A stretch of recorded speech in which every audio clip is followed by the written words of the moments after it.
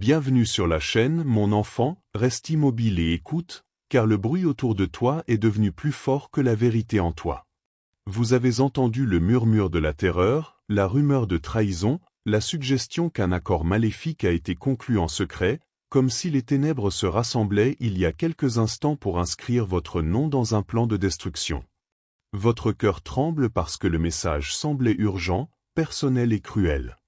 Il est arrivé comme une tempête sans avertissement, et il a cherché à vous faire croire que l'amour lui-même s'est retourné contre vous, que celui que votre âme désirait est devenu la porte de votre chagrin.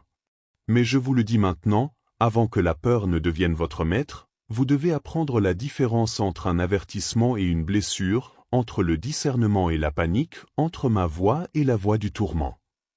Car il y a des moments où le cœur humain devient tellement accablé de douleur, d'abandon, de nostalgie et de déception que chaque ombre commence à ressembler à un ennemi, chaque retard ressemble à un rejet et chaque silence semble être la preuve que quelque chose de mal est proche.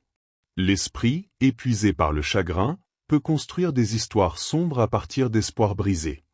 L'âme, lorsqu'elle est fatiguée, peut confondre anxiété et révélation.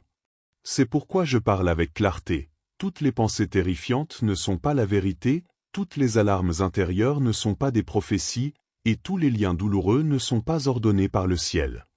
Vous ne devez pas confier votre paix à la peur simplement parce que la peur est arrivée en portant un langage sacré. Si la trahison a touché votre vie, je l'ai vu. Si quelqu'un a parlé contre vous, je l'ai entendu. Si une connexion que vous pensiez sainte est devenue déroutante, manipulatrice, obsessionnelle ou destructrice, je n'ai pas été absent. Je ne suis pas aveugle aux motivations cachées, et je n'ignore pas non plus les jeux auxquels les gens jouent à huis clos. Je vois les masques portés en public et les intentions enterrées en privé.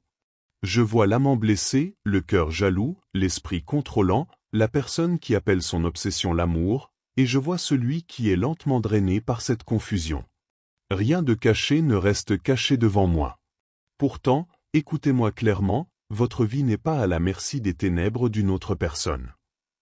Le message qui dit « une mauvaise affaire a été conclue il y a quelques minutes à peine » est puissant car il nourrit la peur la plus profonde de l'esprit humain. La peur d'être chassé, la peur d'être choisi pour le mal, la peur que l'intimité se soit transformée en danger. Un tel message frappe à la fois la confiance, l'identité et la sécurité. Cela vous dit que l'amour est devenu un meurtre, que la proximité est devenue une conspiration et que votre histoire se termine dans la violence. Mais ma voix ne vient pas simplement pour vous terrifier. Ma voix expose les ténèbres dans le but de la délivrance, pas dans le but de l'emprisonnement mental. Quand je révèle, je guide aussi. Quand je préviens, je m'abrite aussi. Quand je découvre le mal, je ne laisse pas mon enfant trembler dans la poussière sans direction. Alors comprenez le sens sous le drame.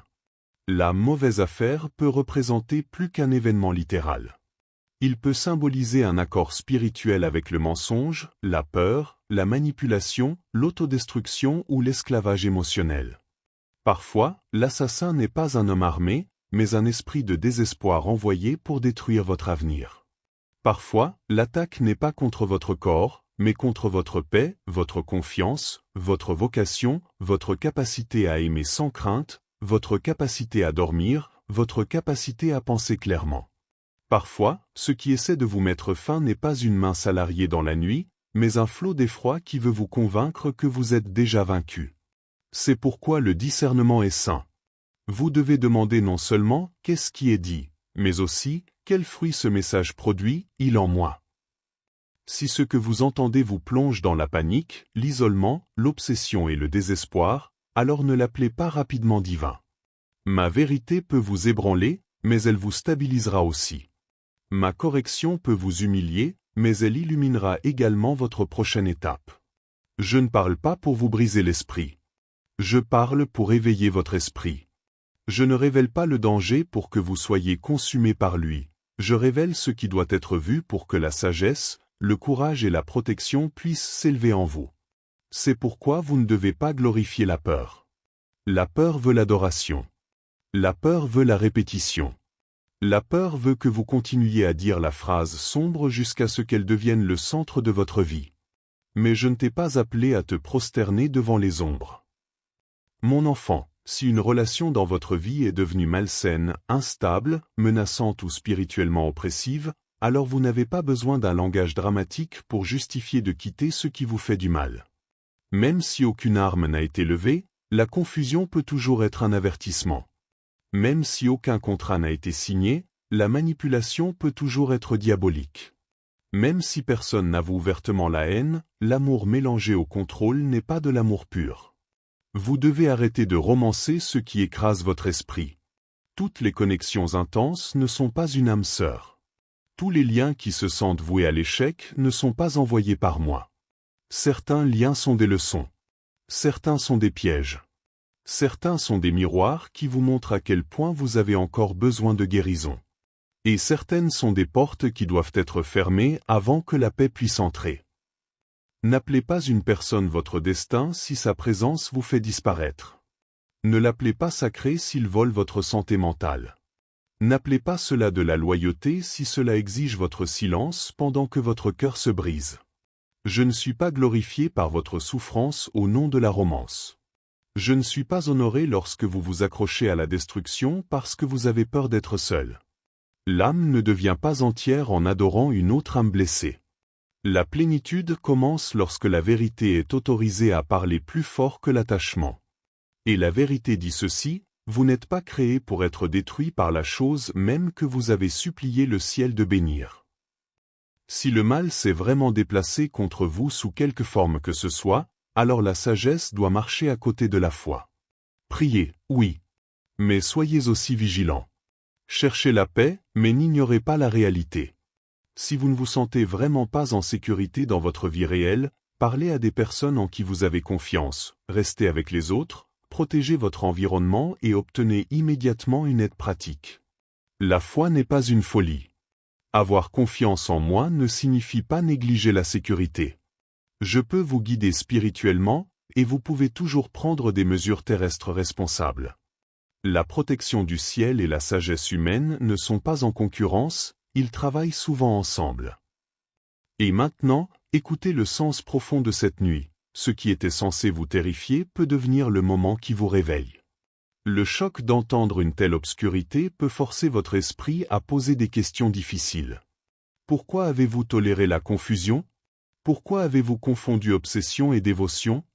Pourquoi avez-vous cherché l'achèvement chez quelqu'un dont la propre âme est dans le chaos?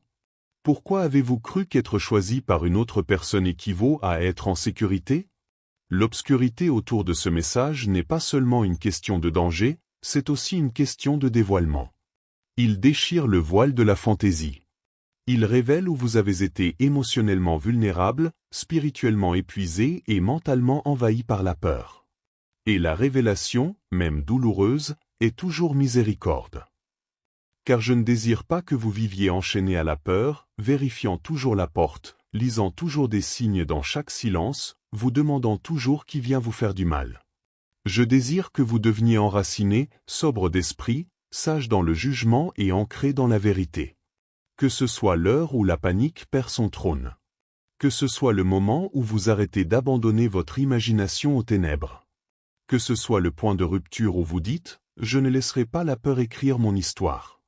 Je ne laisserai pas l'obsession définir l'amour.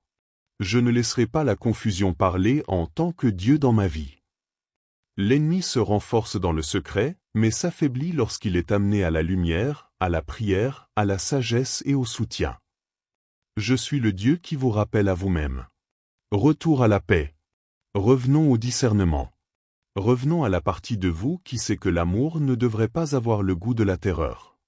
Revenons à la partie de vous qui se souvient que votre valeur ne dépend pas d'une seule personne qui reste, vous choisit, vous poursuit ou vous réclame. Si quelqu'un se retourne contre vous, cela n'efface pas votre valeur. Si quelqu'un vous trahit, cela n'annule pas votre avenir. Si quelqu'un parle de mort au cours de votre vie, cela ne devient pas votre destin.